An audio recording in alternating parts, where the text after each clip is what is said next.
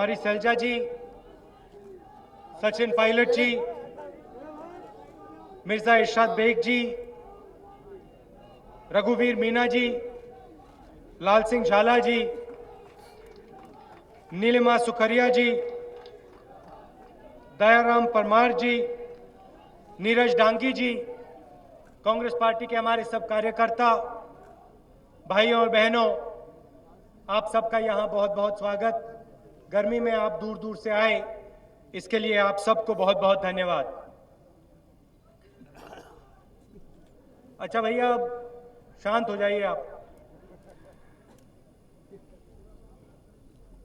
2014 में अब हमारा चुनाव आ रहा है और दो विचारधाराओं की टक्कर है। एक तरफ कांग्रेस पार्टी और दूसरी तरफ विपक्षी दल। कांग्रेस पार्टी की सोच है कि अगर प्रगति हो हिंदुस्तान में, विकास हो, तो उस विकास में सब लोग शामिल हों। गरीब, मजदूर, किसान, आदिवासी, दलित, कमजोर लोग, महिलाएं, सब के सब लोग विकास में शामिल हों और एक साथ हम आगे बढ़ें। हमारी कोशिश है कि हम जनता को शक्ति दें, आम आदमी को, गरीब व्यक्ति को शक्ति दें, अधिकार दें। दूसरी तरफ बीजेपी की सोच है, इंडिया शाइनिंग की सोच। 2004 में उन्होंने नारा निकाला था इंडिया शाइनिंग का। अंग्रेजी में नारा दिया, हिंदुस्तान चमक रहा है। बड़ा सा गुब्बारा था, उसमें हवा भरी उन्होंने, मार्केटिंग की हवा, और ऊपर उछाल दिया उसे। 2004 में किसान ने, आदिवासी ने, मजदूर ने उस गुब्बारे को फाड़ा।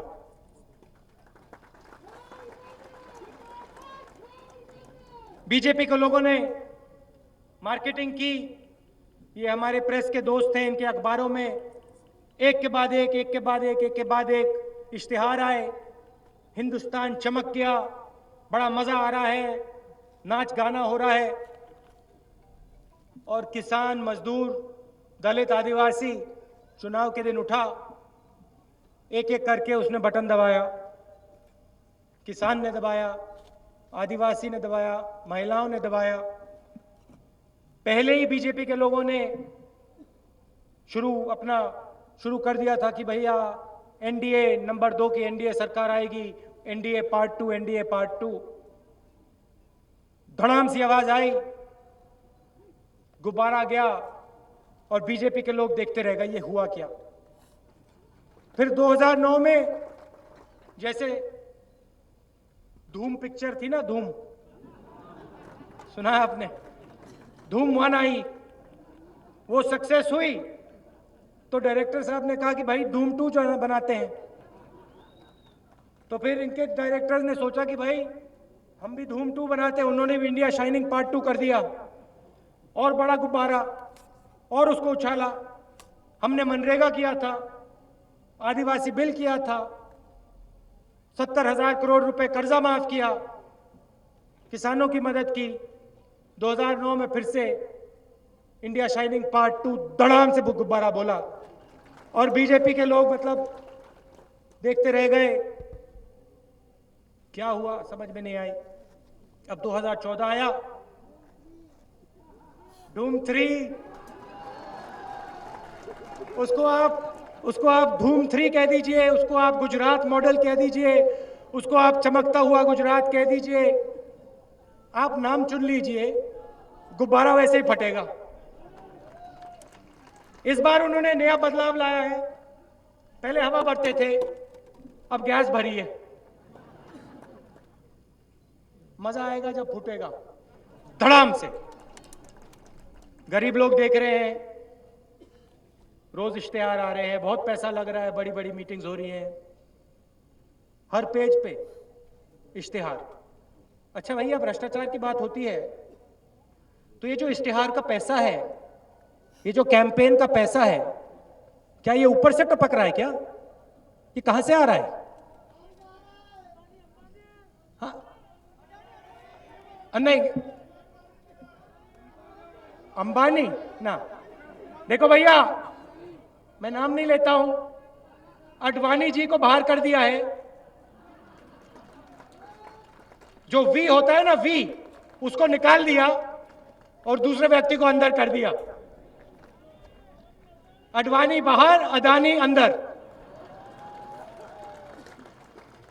बुजुर्ग नेता हैं, ठीक है, विपक्ष के हैं, मगर जिंदगी दी है बीजेपी के लिए। जसवंत सिंह जी ने भी जिंदगी दी है और यूं परे कर दिया। हट जाओ, हट जाओ भैया।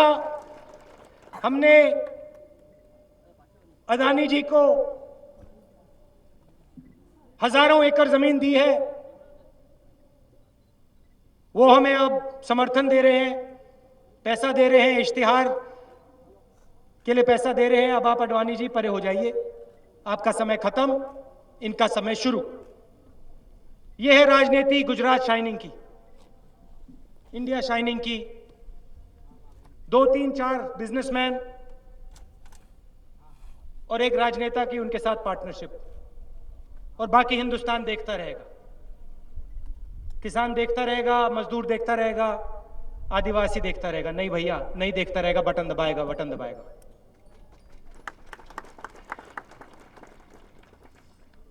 तो 10 साल में हमने क्या किया?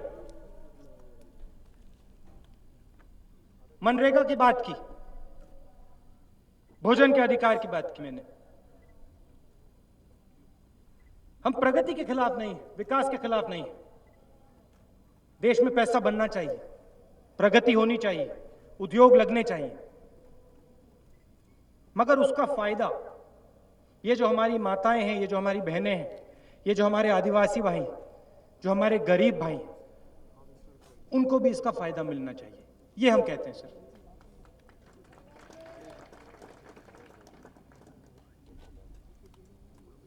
आदिवासियों की थोड़ी बात करना चाहता हूं। आपके नेता जो यहां चुनाव लड़ रहे हैं, गाड़ी में मुझे कह रहे थे कि आदिवासियों को शिक्षा देनी है, कॉलेज यूनिवर्सिटी के दरवाजे खोलने हैं उनके लिए, और उन्होंने कहा कि आदिवासी युवाओं को आईएएस और आईपीएस में जगह देनी है। सही बात है, मगर मेरी सोच थोड़ी दूसरी है। मेरी सोच है कि आईएएस आईपीएस से काम नहीं होगा। हमें आदिवासी चीफ मिनिस्टर, आदिवासी मंत्री और आदिवासी प्रधानमंत्री चाहिए। अब देखिए, आदिवासी प्रधानमंत्री बनेगा कैसे, गरीब प्रधानमंत्री बनेगा कैसे, मैं आपको समझा देता हूं।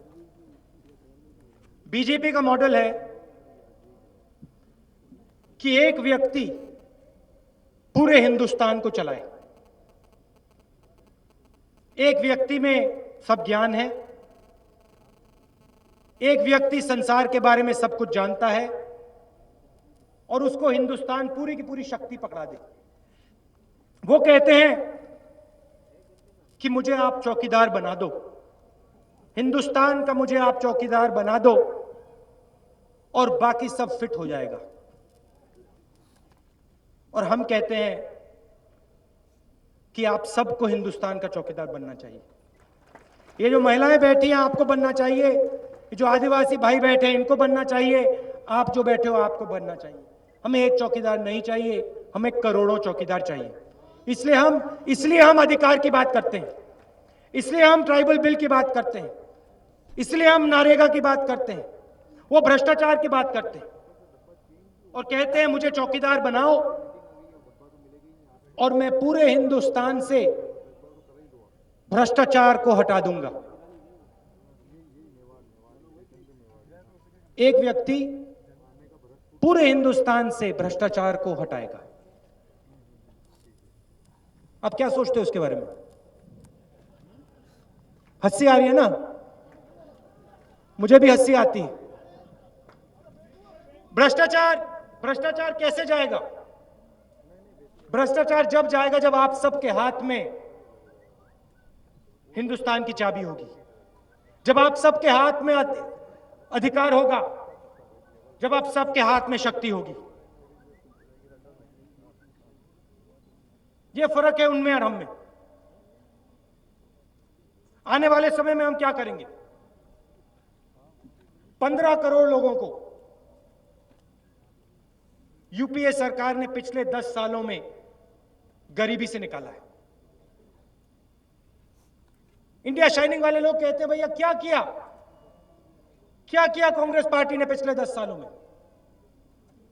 वो गरीबों से बात नहीं करते, जो मनरेगा का काम करते हैं वो उनसे बात नहीं करते, जो भोजन का अधिकार का भोजन खाता है, खाना खाता है, उससे बात नहीं करते। अगर बात करते तो उनको पता लगता 15 करोड़ लोगों को गरीबी से निकाला हमने, मगर उनको कोई फर्क नहीं पड़ता। हिंदुस्तान गरीब रहे, लोग मरते रहे, कोई फर्क नहीं पड़ता। उनको सिर्फ एक व्यक्ति का राज चाहिए।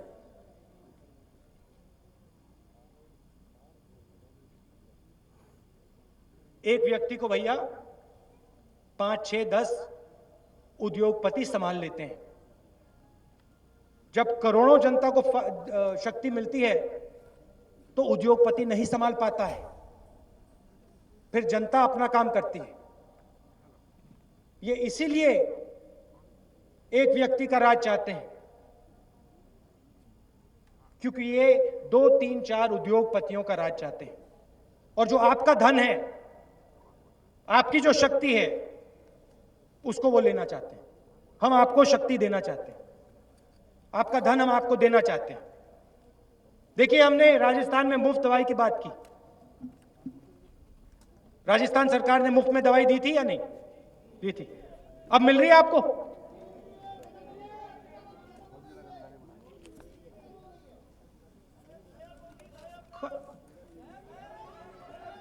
खत्म हो गई। अच्छा भैया, भोजन का अधिकार मिल रहा है पूरे हिंदुस्तान में, आपको मिल रहा है? खत्म हो गया, गायब हो गया, जो भी आप कहना चाहते हैं। तो हम आने वाले समय में क्या करेंगे?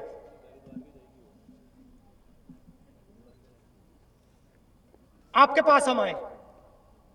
पिछले 6 महीनों में हमने आपसे मैनिफेस्टो के बारे में पूछा।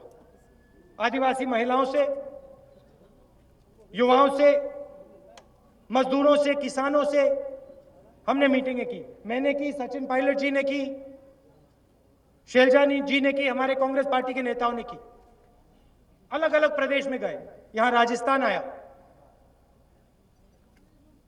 और आपसे पूछा भैया आपको क्या चाहिए, बताइए, आपकी सरकार बनेगी, क्या चाहिए आपको? और आपने हमें 3 चीजें कही, 3 बड़ी चीजें। आपने हमें कहा देखिए, आपने भोजन का अधिकार दिया, रोजगार का अधिकार दिया, अब 3 और अधिकार चाहिए हमें।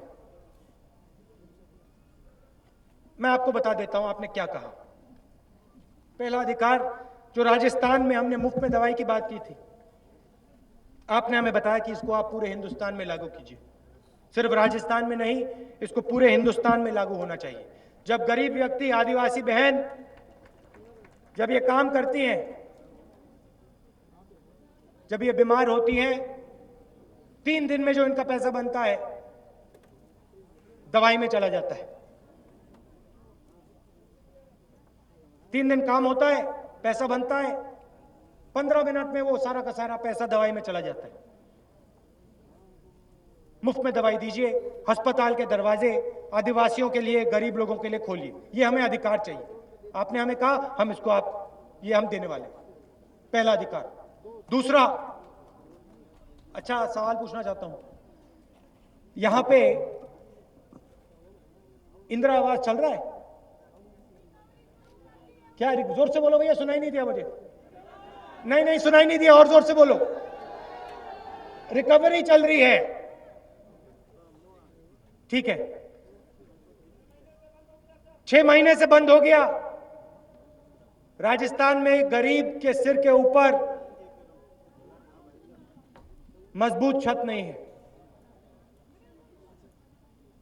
बारिश पड़ती है, पानी अंदर आ जाता है, आंधी होती है, छत उड़ जाता है। हम आपको गारंटी करके छत देना चाहते हैं। हर व्यक्ति को हम छत का अधिकार देना चाहते हैं और देंगे। और तीसरा, और तीसरा, जो हमारे बुजुर्ग भाई बहन हैं, जो हमारे बुजुर्ग लोग हैं, उनको हम पेंशन का अधिकार देना चाहते हैं, गारंटी करके। अगर आप हिंदुस्तान के हो, किसी भी धर्म के हो, कहीं के भी हो, ये 3 अधिकार हम आपको, कांग्रेस पार्टी आपको गारंटी करके देगी, हर एक व्यक्ति को देगी।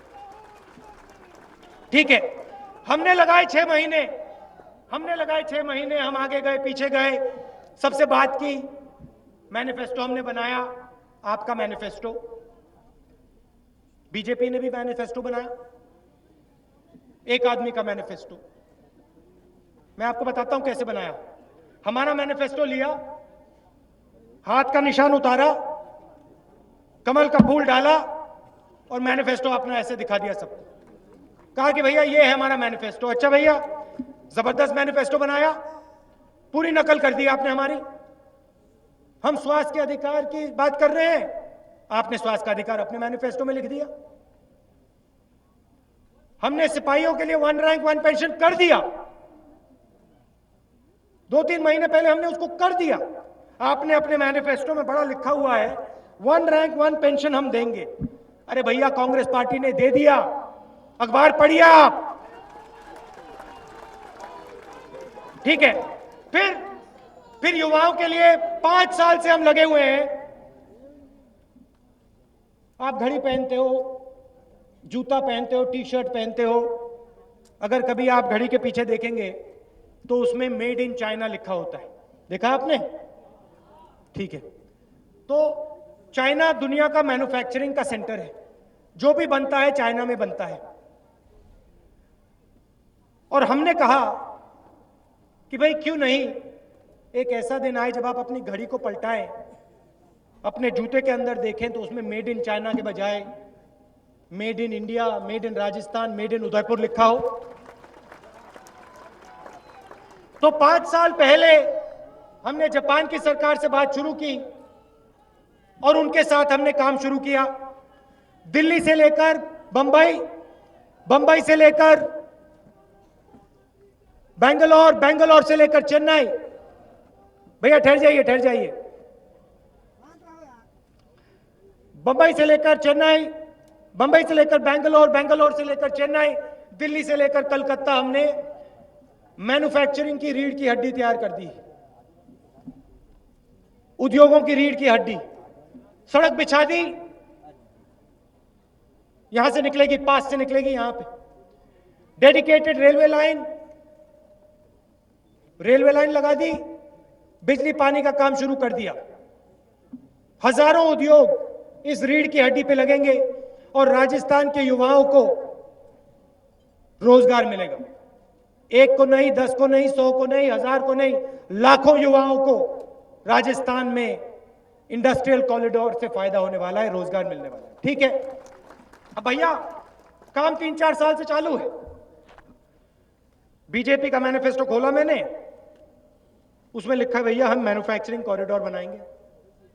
अरे भैया काम शुरू हो गया है, हम कर रहे हैं उसको।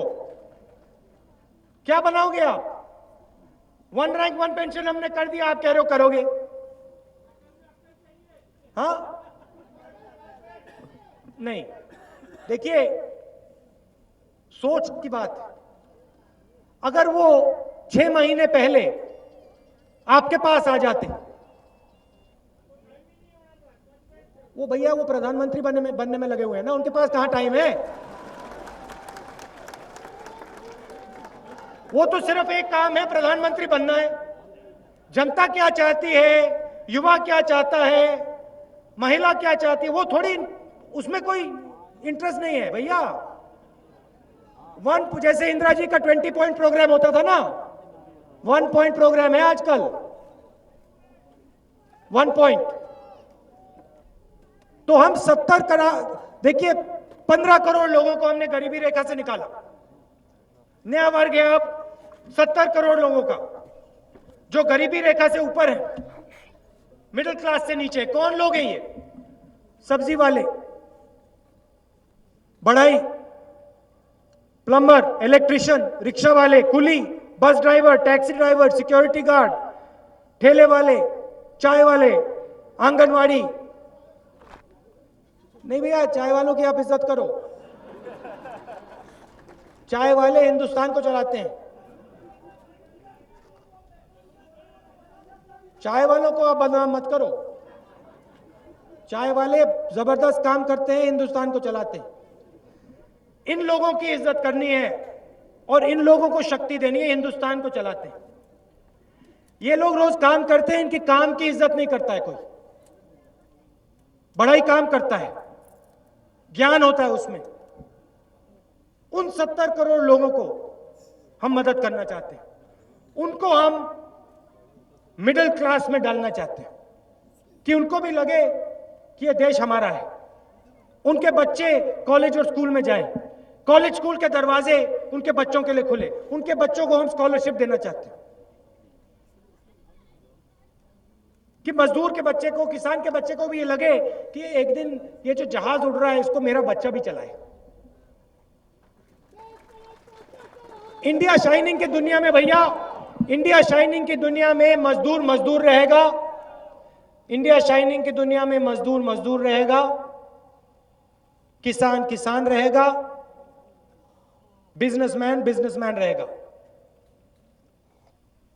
हम चाहते हैं कि एक ऐसा दिन आए जब मजदूर का बेटा बिजनेस करे, उद्योग चलाए, हवाई जहाज चलाए, बड़ी बड़ी बिल्डिंग बनाए, आर्किटेक्ट बने। हम ऐसी दुनिया चाहते हैं। ये फर्क है हम में और उनमें। आखिरी बात मैं आपसे करना चाहता हूं, और शायद सबसे जरूरी बात जो मैंने अब तक कहा है उससे सबसे जरूरी बात, और मुझे काफी खुशी हो रही है कि यहां महिलाएं आई हुई हैं, यहां सामने बैठी हैं, वहां पीछे बैठी हैं। अगली बार आपको यहां आगे बैठना चाहिए, जो पीछे बैठी है। देखिए, सुपर पावर की बात होती है, महिलाओं की बात होती है। लोग कहते हैं हिंदुस्तान को सुपर पावर बनाना है। हाँ, आपकी बात कर रहा हूं, जो आप सिर हिला रही हैं, आपकी बात कर रहा हूं। नाम क्या आपका? शारिका जी, आप जैसी महिलाओं की मैं बात कर रहा हूं। करोड़ों जो महिलाएं हैं, 50% महिलाएं हैं इस देश में, आप सबकी मैं बात कर रहा हूं। आपको इस देश में दबाया जाता है, आपको शक्ति देनी है। कांग्रेस पार्टी 2000 पुलिस स्टेशन आपके लिए बना रही है। सरकार बनेगी, 2000 पुलिस स्टेशन, शुरुआत है, 2000 पुलिस स्टेशन महिलाओं के बनेंगे। लोकल बॉडी में, पंचायती राज में हमने आपको जगह दी, 50% जगह दी। लोकसभा विधानसभा में 33% आपके चेहरे दिखाई देंगे। आरक्षण बिल हम पास करके दिखाएंगे। बीजेपी के लोगों ने रोका है, विपक्ष के लोगों ने रोका है, हम उनको परे करके आपको बिल पास करके दिखाएंगे। आपने कहा कुछ महीने पहले, आपने कहा देखिए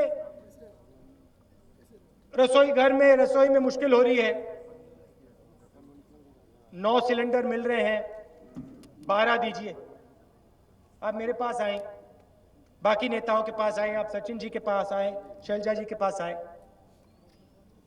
हम प्रधानमंत्री जी के पास गए, सोनिया जी के पास गए, और हमने उनसे कहा कि हिंदुस्तान की महिला कह रही है कि 9 से काम नहीं हो रहा है, 12 चाहिए। 2 मिनट में प्रधानमंत्री जी ने कहा 12 चाहिए तो 12 मिलेगा। कुछ दिन पहले मैं दिल्ली में था, गाड़ी में जा रहा था, पोस्टर दिखाई दिया, वो मार्केटिंग वाले, कमल का फूल था उसके साइड पे, उस पर लिखा था महिलाओं को शक्ति। मैंने देखा, कर्नाटक में दौरा था, कर्नाटक गया, कर्नाटक के चीफ मिनिस्टर ने भाषण दिया। भाषण पे में कहता है कि बीजेपी के एक मंत्री हैं जिन्होंने रेप किया है, शेम शेम।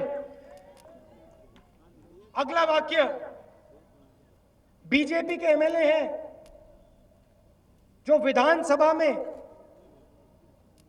ब्लू फिल्म देखते हैं। ठीक है, फिर मैं गया छत्तीसगढ़, उधर भाषण में किसी ने कहा 20,000 महिलाएं गायब है छत्तीसगढ़ से। कर्नाटक में किसी ने कहा कि मैंगलोर में महिलाओं को आरएसएस वाले लोग पीटते हैं, भगाते हैं, मॉरल पुलिसिंग करते हैं। गुजरात के बारे में तो आप जानते हो, सुना होगा आपने। गुजरात में चीफ मिनिस्टर अपनी शक्ति, चीफ मिनिस्टर की जो शक्ति होती है उसका प्रयोग जासूसी करने के लिए कर रहे हैं।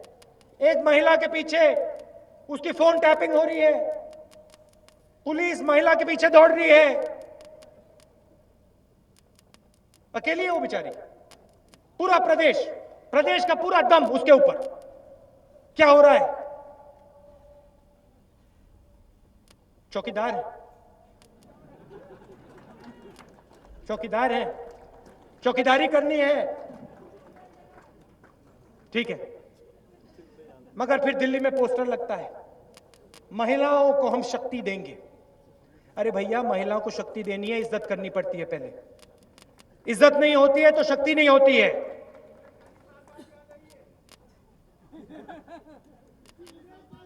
तो ये बातें मैं आपसे करना चाहता था। यहां आपके एक मजबूत प्रत्याशी हैं, उनको मैं जानता हूं, रघुवीर मीणा जी, 4 बार एमएलए, 1 बार एमपी, जमीनी आदमी, सरपंच हुआ करते थे और लगाव है आपके साथ। आदिवासियों के लिए लड़ेंगे, आपके लिए लड़ेंगे। और मैं भी आदिवासियों का सिपाही दिल्ली में बैठा हुआ हूं, जब भी जरूरत पड़े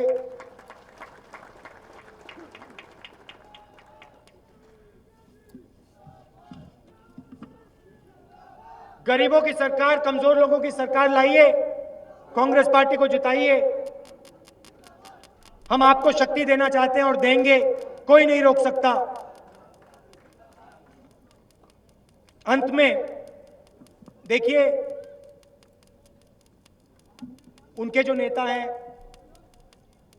वो सब कुछ जानते हैं, उनको दुनिया के बारे में सब कुछ मालूम है, संसार के बारे में मालूम है। मगर मैं आपसे सीखता हूं, जब भी मैं आपके पास आता हूं, आपसे बातचीत करता हूं, आप मुझे अपना ज्ञान देते हो। ये जो महिलाएं बैठी हैं, जो माताएं बैठी हैं, जो हमारे कांग्रेस पार्टी के वर्कर हैं, ये जो युवा हैं, आप मुझे ज्ञान देते हो, आप मुझे सिखाते हो। और सिर्फ सिखाते नहीं हो, आप मुझे अपना प्यार देते हो। जहां भी मैं जाता हूं हिंदुस्तान में, आप लोग मुझसे गले मिलते हो और अपना प्यार देते हो। ज्ञान के लिए, प्यार के लिए, भरोसे के लिए आप सबको बहुत बहुत धन्यवाद। आप मुझे शक्ति देते हो, इसके लिए बहुत बहुत धन्यवाद। जय हिंद।